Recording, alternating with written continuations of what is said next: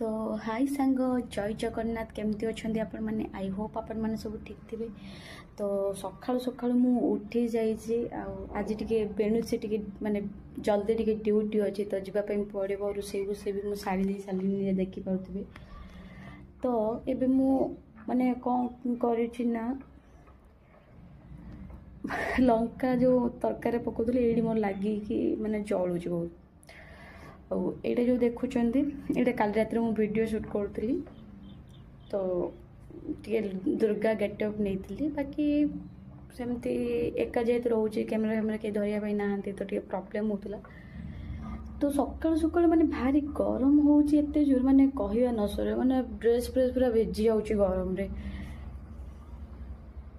सब सिंदूर फिंदूर लगी सब काली जब गेटअप नहीं माने एपटे भारी गरम होची माने बहुत जोर गरम आपण मान एरिया केमिति गरम होची ठीक है कमेंट माध्यम रे कहबे कना बहुत ही गरम माने मु सही परने।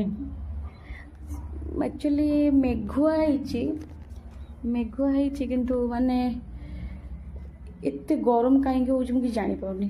तो एबे मु बासन बासन माजीबी बाहरीबी देने ड्यूटी जीबी लाइफ रे कष्ट ही कष्ट।